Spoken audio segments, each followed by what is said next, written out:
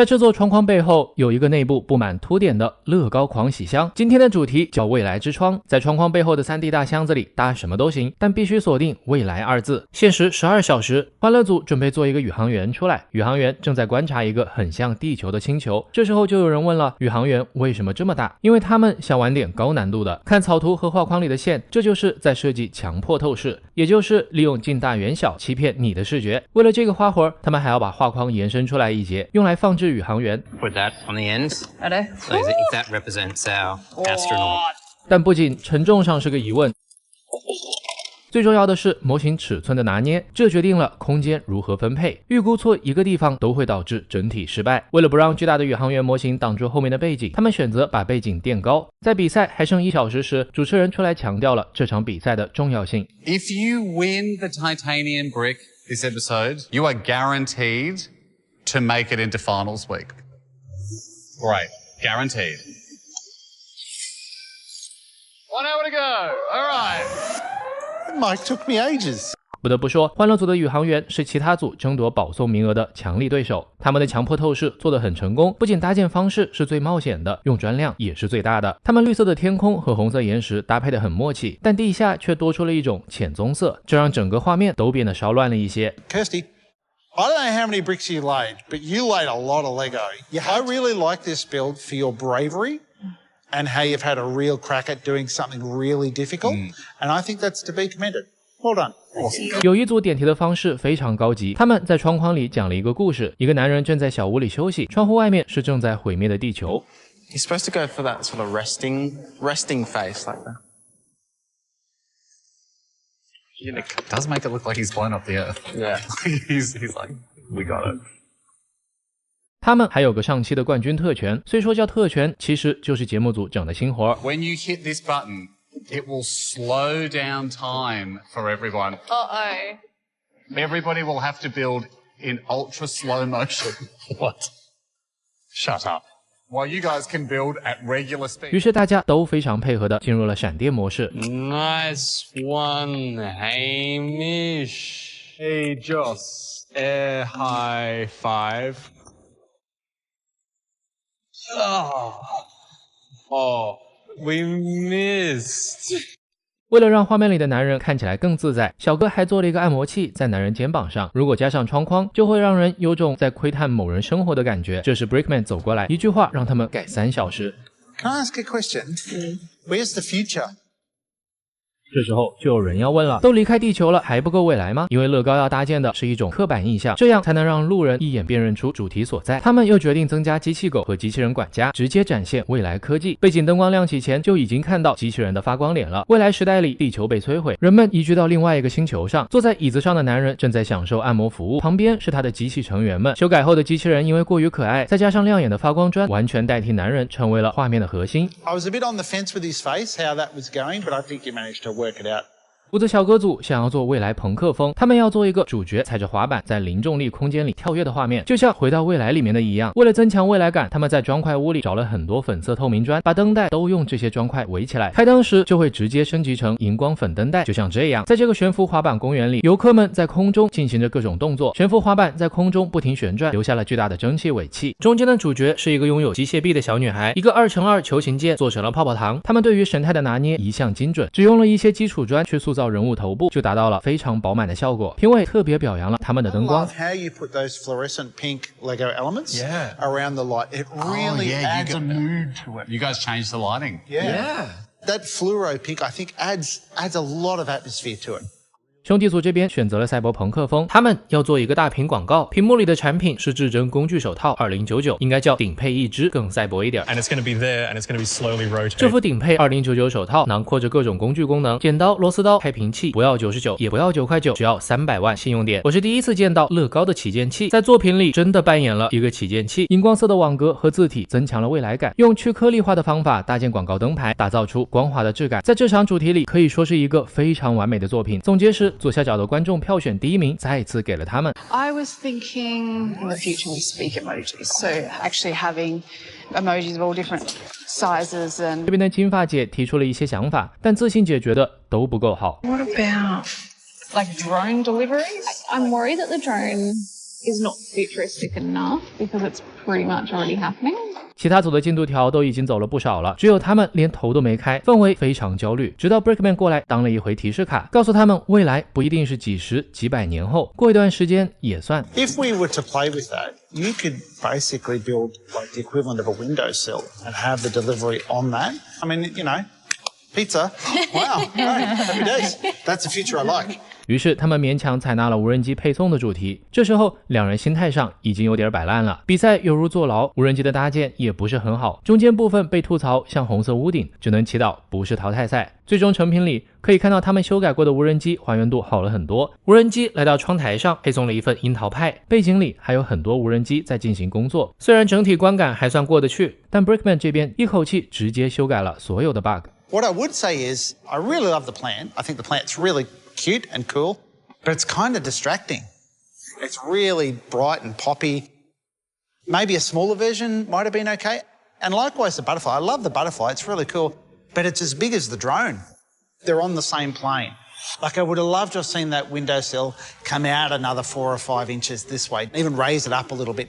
比赛的结尾，主持人带来了一个让姐妹组松了口气的消息：这一期不是淘汰赛，但也意味着后面的每一期都会是淘汰赛。而前2名再次给到了经典对手兄弟组和胡子小哥组，最后兄弟组以2099手套拿到了保送名额。其实以这2组的实力，不管拿不拿这一期的钛金砖，都会保送决赛周。悬念在于其他几组。下一期 The very best is still to come. We are currently hitting some turbulence. With twists and turns to shock Australia.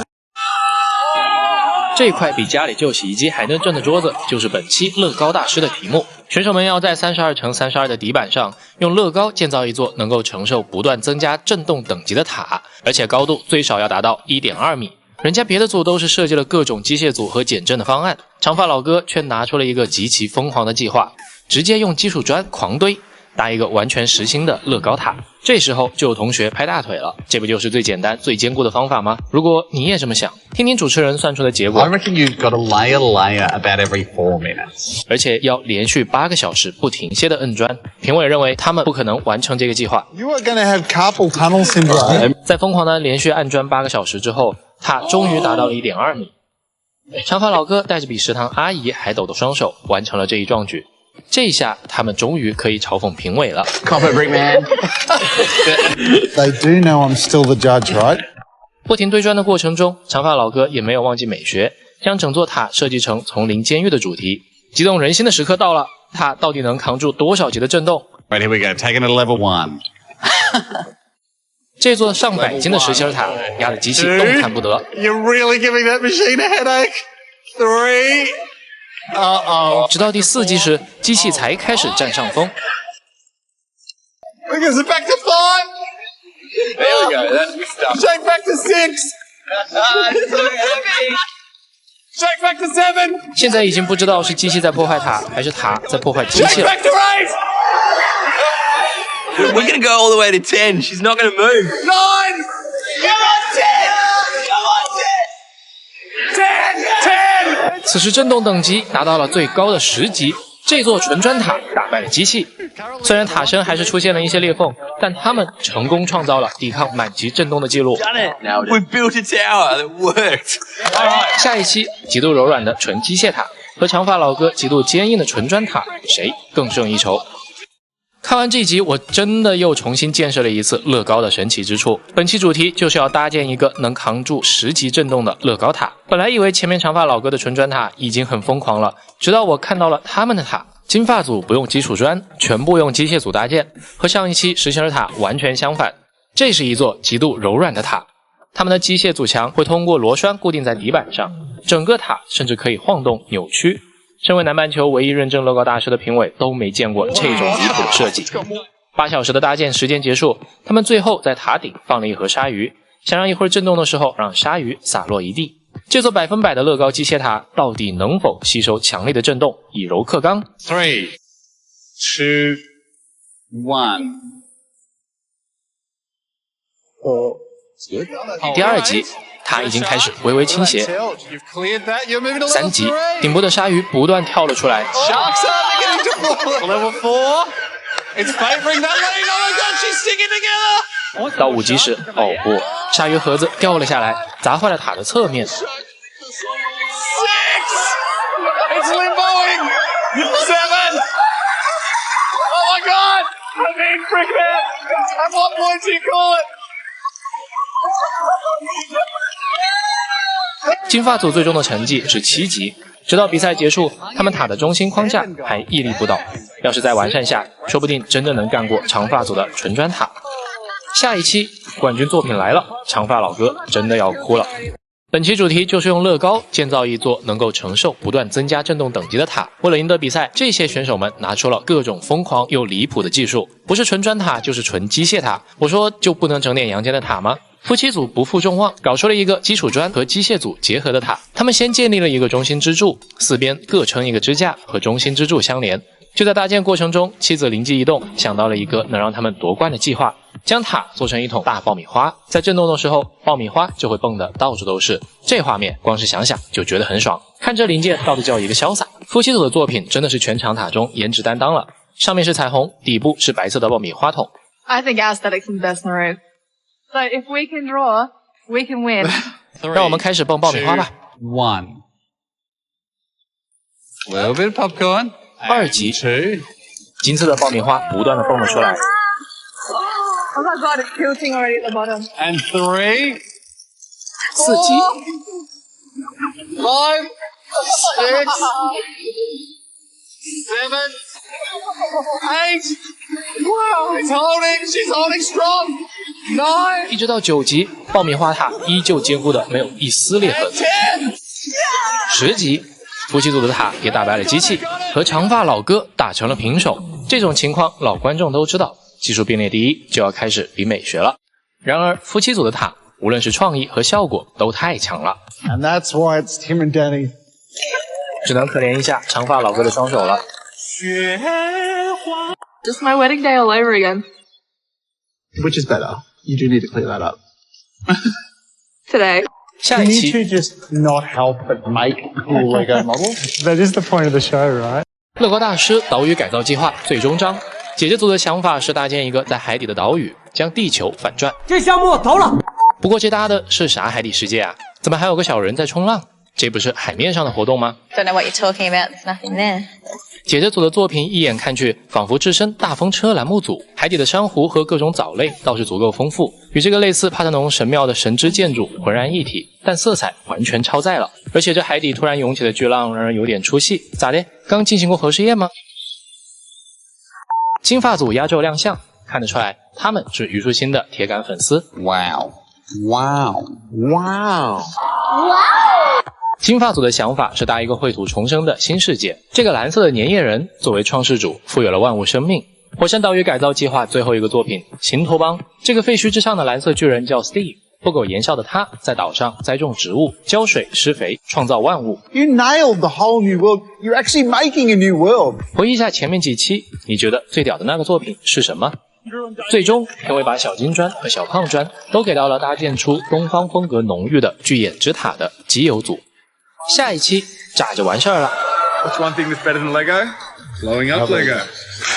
本期任务是要求大家创造震撼的爆炸瞬间，那光炸没啥意思，还不如小时候鞭炮炸粪坑快乐。本期还加入了4种爆炸时的特效：粉尘、闪粉、水和这个盐液。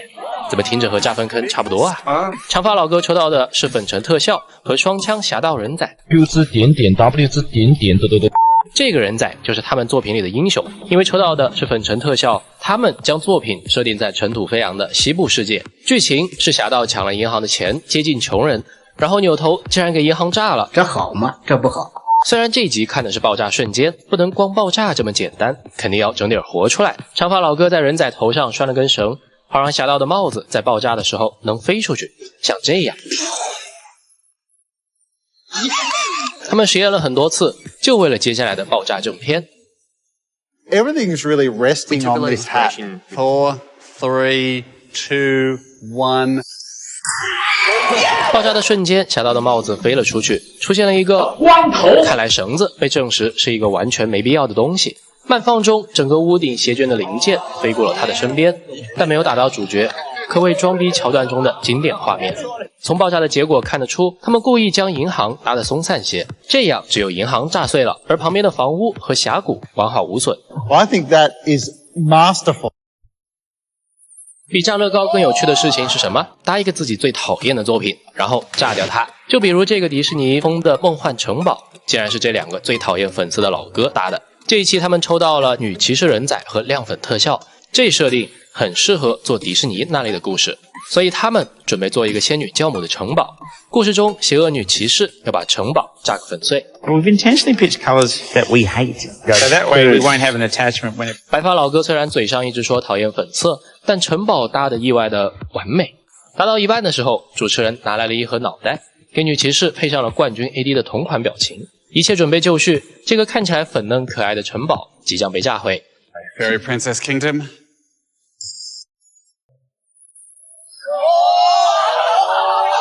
爆炸瞬间，闪粉随着城堡的毁灭四散，仿佛仙女教母的国度真的灰飞烟灭了一般。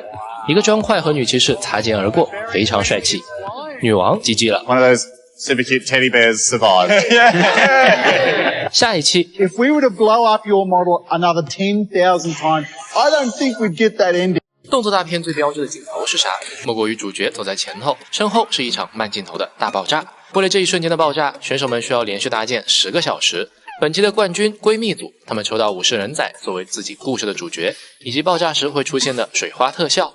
妹子们计划搭建一个反派巢穴，里面有一个超级大的鲨鱼缸。就在反派们争论的时候，武士炸掉了整个巢穴，鲨鱼会被炸得漫天都是。但两个妹子似乎没有考虑到爆炸的方向，评委也提出自己的担忧。 I think these sharks are going to go 7 feet in the air and leave our hero standing there, literally shark. 为了避免这种尴尬的情况，闺蜜俩又往水缸里加入了很多鲨鱼，从7只一直加到77只。好家伙，一整片海域的鲨鱼估计都没这缸里的多。他们还加了一个和主角一起逃跑的队友。嗨，这一般在电影中就属于给主角抵命的炮灰。10小时搭建结束，接下来到了引爆的时刻。 3, 2, 1.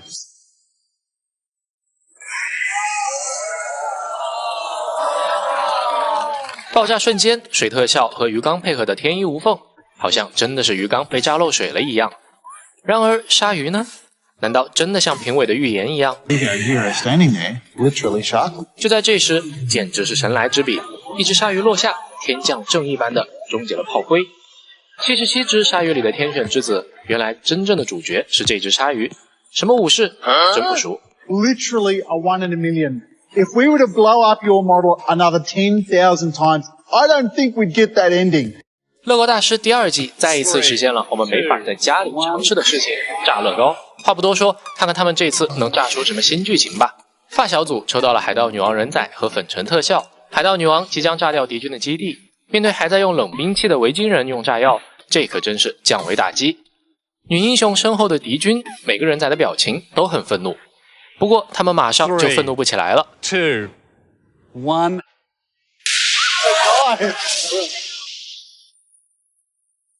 2, 1. 堡垒爆炸的瞬间，尘埃四起，砖块横飞，士兵们被炸到空中，来了好几圈空中转体。Yeah, your stunt guys are really good. Well done. Awesome. 接下来是姐姐组，他们抽到的是特工人仔和水特效。在他们的故事里，这位特工正在码头上逃离反派的追逐，而特工布置炸弹，准备将他身后的一切炸飞。姐姐们把特工牢固地按在底板上，他们故意让身后的坏人松散地站着，以便爆炸的时候更轻易地被震飞。他们的作品有很多细节都很酷炫，高空滑索的人仔，被鲨鱼吃掉的炸药。可惜节目组没给太细节的镜头，摄影师扣钱。Let's blow it up. Okay. 爆炸很精彩，水喷溅到了摄像机的镜头上，但故事的结果就不是那么美妙了。反派幸存了很多，穷追不舍地跟在主角身 Your 后。 whole explosion was dictated by a little 1x2 plate spiraling past. We talked about hero shot, and I think that was it. 前几期我们看过了各种配合乐高爆炸的特效，除了这个粘液特效，这微妙的恶心感让我再次想起了小时候炸粪坑的感觉。金发组和夫妻组同时抽到了黏糊糊的特效，连英雄都是一样的太空人，这两组还都选择了搭太空触手怪。这不巧了吗？这不是？就没有什么区别吗？对不起，没有。其实区别还是有的。夫妻组的这个偏向现代银河系太空，非常科技感的太空火箭冲向了粉色的触手怪。金发组的则是复古太空系，他们为怪兽选择了绿色的皮肤，对比背景昏暗的配色，看上去更奇异，更有星际感。All right, 3, 2, 1. 粉色的触手怪在爆炸瞬间露出了绿色的内脏，粘液飞溅宣告了怪兽的终结。I can't wait to see it. 接着又引爆了原谅兽。哇，右边的粘液就像一张毯子，这画面令人有种诡异的舒适感。乐高大师爆炸片的最后，闺蜜组凭借着100万分之一的概率打出了天降鲨鱼的剧情，拿到了冠军和下一期淘汰赛的保送权。下一期用乐高还原童话故事，灰姑娘、杰克与魔豆、丑小鸭，知道吗？这是小美人鱼。我懂了。童话缔造了现实无法实现的幻想世界，听着是不是和万能的乐高有异曲同工之妙？聪明的同学已经猜到了本期乐高大师的题目，就是用乐高搭出经典童话故事场景。金发组一上来就挑战了格林童话中最经典的灰姑娘。12点的钟声敲响，灰姑娘跑向南瓜马车时，不小心丢掉了水晶鞋。王子拉着她的手，哎，别走。用乐高搭这个场景咋搭？我不知道啊。他们决定先从王子的城堡开始做起，但评委认为这个故事的重头在于灰姑娘和水晶鞋，而不是城堡，让他们赶紧先把重点做出来。但两小哥觉得应该先搭出最难的城堡。看到固执己见的他们，评委在一旁露出了教导主任一般的眼神。顶着压力，金发组继续搭城堡，还加入了一个旋转的机械装置，让舞会中跳舞的贵族们旋转起来。但12个小时过得很快，到最后1个小时，他们只好用人仔顶替主角灰姑娘，2个透明砖块拼成一只水晶鞋。不过这鞋和人仔比例有点离谱，这是灰姑娘偷走了奥尼尔的鞋吧？不过他们最终的成品还是震撼到我了，城堡那叫一个高端大气，王子的舞会，宫殿前的庭院，这么漂亮的水晶灯和南瓜马车，竟然连个特写镜头都不给。但这个作品最后的成绩竟然是全场倒数第2，杀！虽然说这个搭建重点确实偏移了不少吧，但也不至于倒数吧。可能正是因为他们选择的故事太经典了，人们对于自己太熟悉的作品总是不自觉地以审视的眼光来看待。 They're all different layers are missing. There's a huge gap down here where none of it's level. It's a bit half finished. 就像我们对西游记，今年下半年，不好意思放错了，我们对于西游记相关的作品宽容度也是很严格。下一期带来排名第1的冠军作品，嗨，估计都没人猜得到是什么童话。这个堪称童年阴影的童话故事，竟然是真实事件改编。乐高大师童话片的冠军作品就是一个细思极恐的童话故事。上一期的结尾中，有不少同学都猜到了，就是糖果屋，是格林童话里的，不是以前非主流那个啊。故事讲的是一对兄妹被吃不起饭的父母抛弃在森林里，饥饿的他们看到了一个用糖果做成的房子，于是兄妹俩忍不住啃起了房子。真香！哎呀，这惊动了房子的主人，吃人的巫婆。她用糖果将兄妹俩引诱并囚禁了起来，但结局却被妹妹推进壁炉，直接去世火化，一条龙带走。太残暴了！12小时的比赛时长，长发老哥选择做兄妹俩遇见糖果屋时的场景。黑暗的森林中，一个慈祥又有点诡异的老奶奶站在糖果屋门口，和外面的甜蜜截然相反。老奶奶的身后是一把刀，藏在屋内昏暗的阴影中。作为故事的反转点，壁炉搭得很巧妙，用扇叶和灯光创造出火光的感觉。为了做好糖果屋，长发老哥化身装修工人，从铺砖砌墙到美观装潢。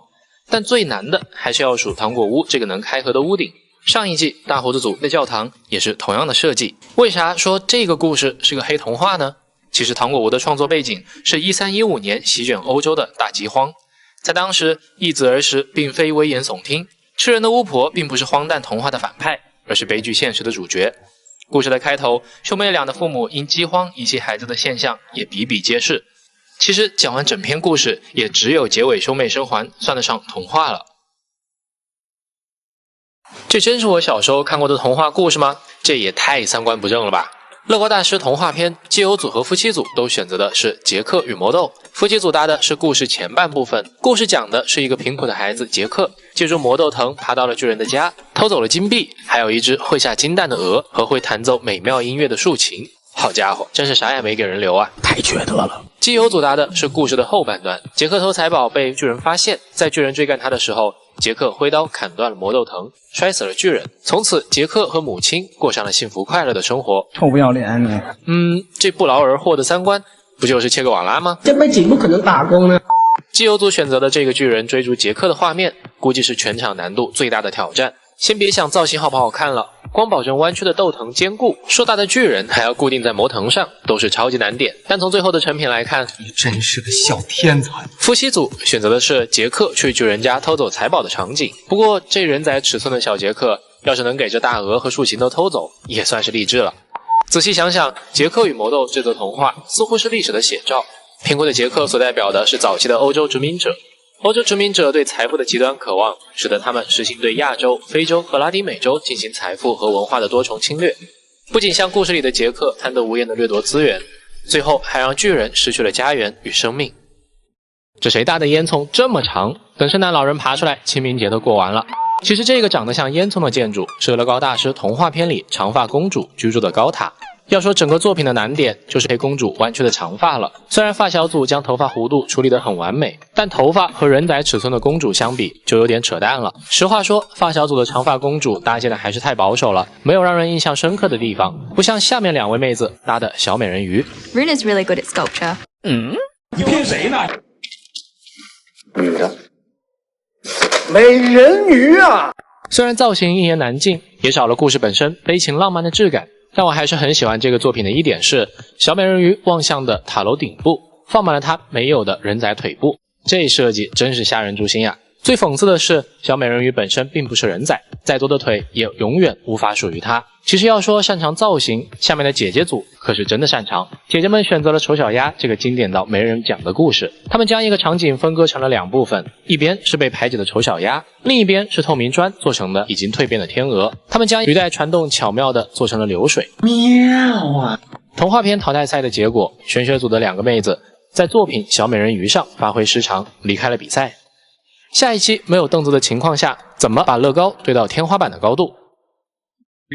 在没有凳子的情况下，狂堆乐高最高能达到几米？规则规定只能用2×4、6、8这3种基础砖搭建，2小时后塔最高的一组胜出。纯粹为了高度搭建，这不是有手就行？不说了，保姆来喂饭了。大郎，来。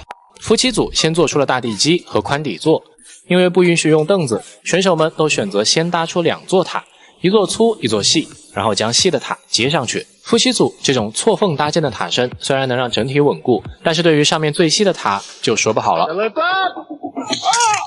你吼那么大声干什么嘛？还好剩下的部分依旧很高，主持人拿来节目自制的4米长的尺子量了一下， 3.5 from where I can see, which is easily the tallest in the room. 但时间还没结束，其他组都在疯狂堆砖，高度越来越离谱。机油组选择把砖块竖着搭，有点像世界第1高建筑的迪拜塔，但他们的塔是全场最细的。以我多年观看乐高大师的经验，这肯定是固定不住的。Oh my god! You have beaten the stick! 机油组不仅打破了刚才夫妻组的记录，甚至直接超过了尺子。发小组这边用了4根柱子，一个横穿的方法，虽然开头出了一点意外。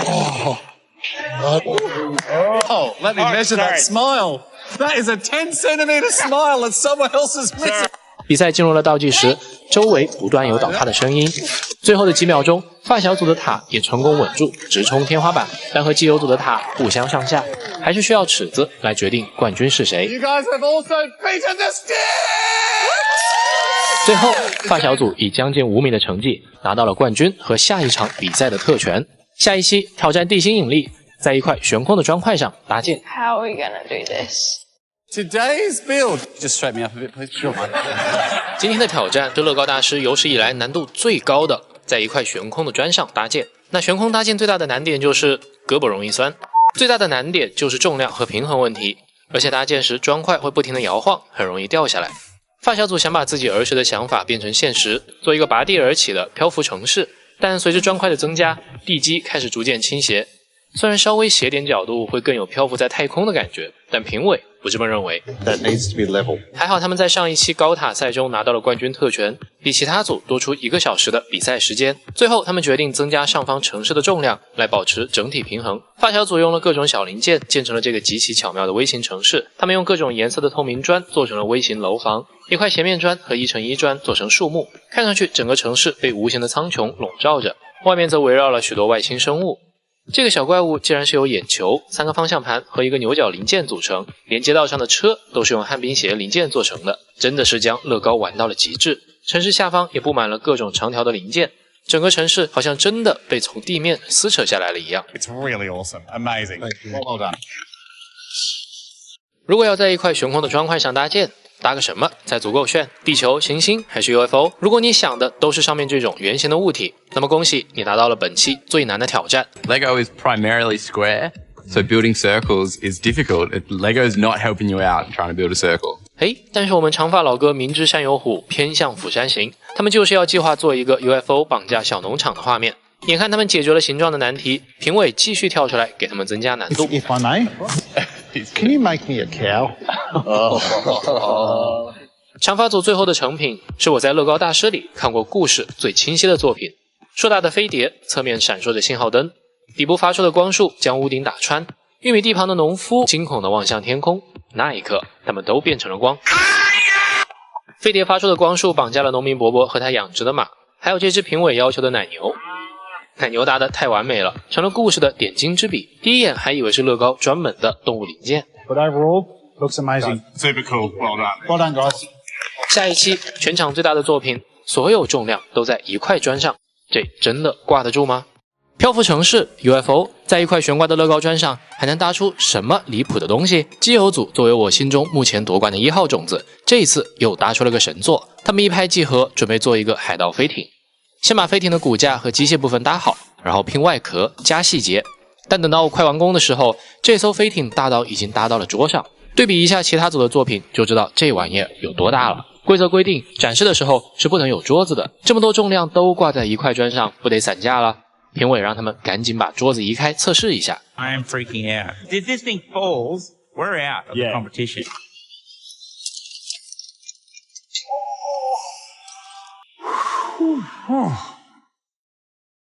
空中的海盗飞艇伸出底部的爪子抓住下方的船，人仔们手持武器正展开一场掠夺。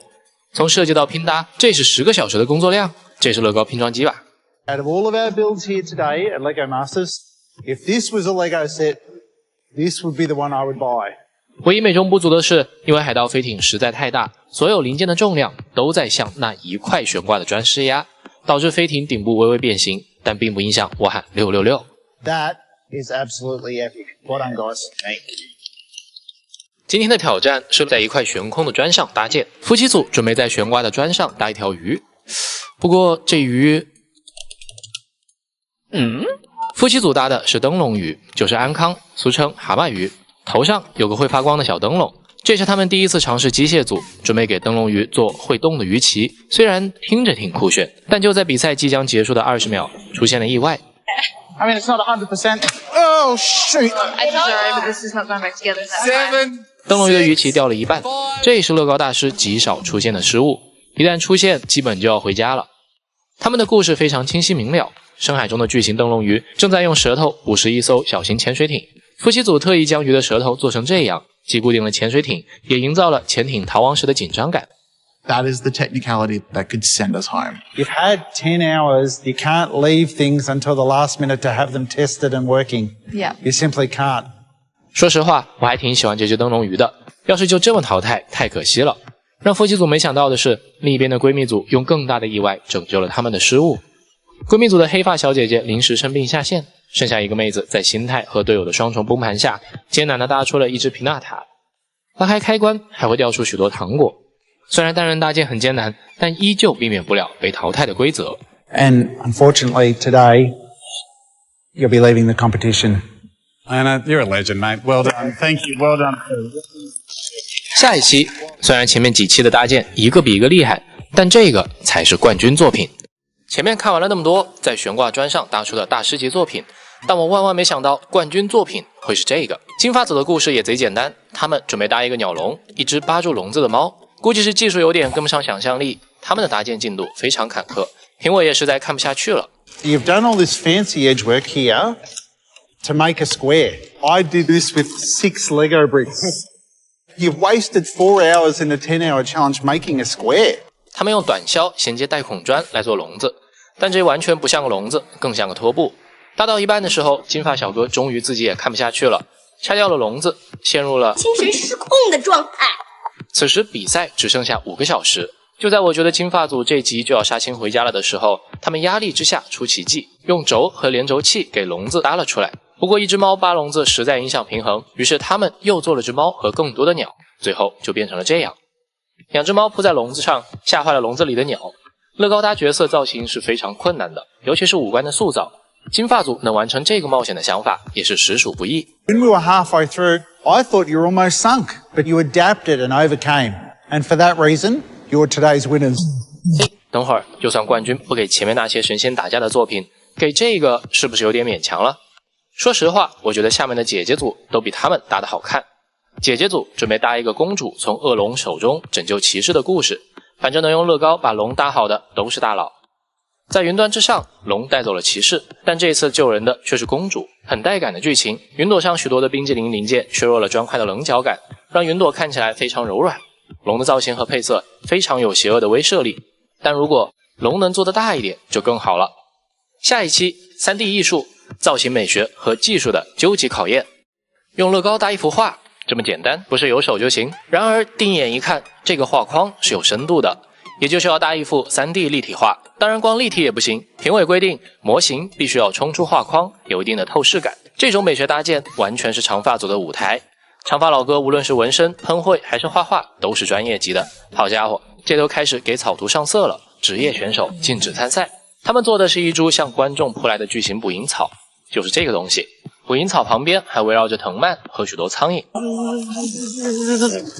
但毕竟乐高是积木，没有胶水，只能靠摩擦力固定，所以比赛中很容易听到噼里啪啦的声音。倒霉的是，就在最后1秒钟，他们的一只小捕蝇草阵亡了。其实整体看也看不出缺了点啥，少了一只捕蝇草并没有影响观感。捕蝇草的藤条延伸出了画框，仔细看，这些藤条竟然是由垃圾桶零件组成的，树叶则是冲浪板做的。One of the great pleasures of building with Lego is just being able to take things and use them in unorthodox ways. 捕蝇草和一堆苍蝇，在现实中这画面估计只剩恶心了。但整幅作品的精髓其实就是在于这些苍蝇，不同大小的苍蝇创造出了景深，这才让这幅画变成了真正的 3D 艺术。用乐高搭出一个冲出框架的模型，还有什么比这个更有冲击力的？金发组正在搭一只公牛，他们的计划是一个牛仔骑着公牛跳出画框。乍一听牛仔骑牛还挺合理，但仔细一想，牛仔不是骑马的吗？查了一下，结果还真有骑牛比赛，比赛挺好看的，就是有点费牛仔。说回他们的作品，金发组这俩人头一直很铁，搭东西从来不考虑难度，半个身子大的画框，牛仔和牛的造型就够他们忙活12个小时了，更别说还有个致命的比例问题了。 Is he the right scale? We think we're happy with it because we want this to be like a very intimidating big bull and he's trying to tame it. I'm calling a load of bull. So you know that boo noise on the show, right? I actually do that from in here. What's this? 评委指出他们的比例不对，于是黑发小哥又给牛仔的头做得更大，结果头又太大了，塞不进画框。为了能将牛仔塞进去，他们只能委屈牛仔向后仰，但没想到歪打正着，弄出了不一样的效果。我的妈，还有意外收获！还完名州的牛仔身着流苏上衣，剩下的公牛横冲直撞的跳出了画框，牛仔不受控制的向后仰，看起来差点被甩掉。上次他们的鸟笼被吐槽没有其他组强，却拿了冠军，但这一次金发组确实展现了真正的实力，敢不敢再来个冠军？有什么不敢？ And that's why you've won today.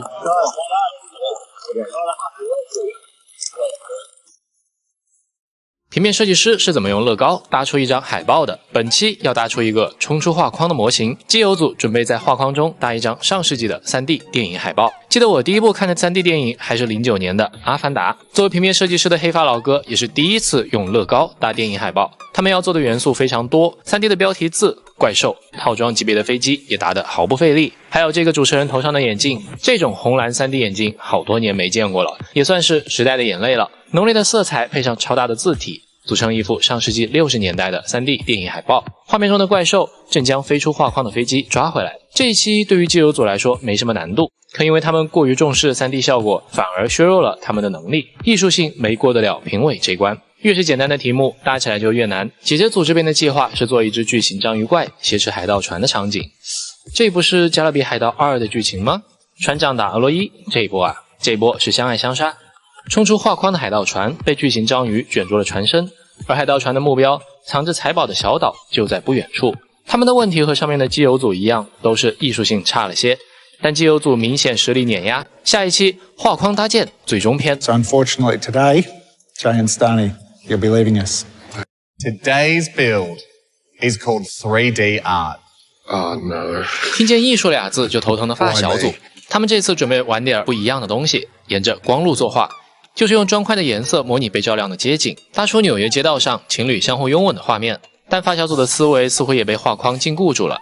12个小时的比赛时间过半，他们还没有意识到自己正逐渐偏题。3D 艺术是要让乐高冲出画框，而他们的模型都老老实实的待在画框里。环顾其他组的作品，他们也稍微意识到了这一点，在画框上紧急补救了只小小的丘比特。纽约街边的灯光倾泻而下，洒在这对热恋中的情侣身上。I think you've got the most out of what you could achieve from a 3D perspective. For example, say the car, instead of getting smaller, should be bigger at the front.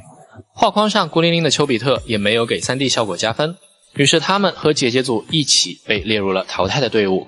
Seeing what Jay and Stoney have built and the incredible piece of artwork that they've created, we're just waiting for the blow. 危急关头，姐姐组反向奶了自己一口。So unfortunately today, Jay and Stoney, you'll be leaving us. 如果不是发小组审题失误，很难想象这样的作品都会被淘汰，实在可惜呀。We're really proud of what we've done.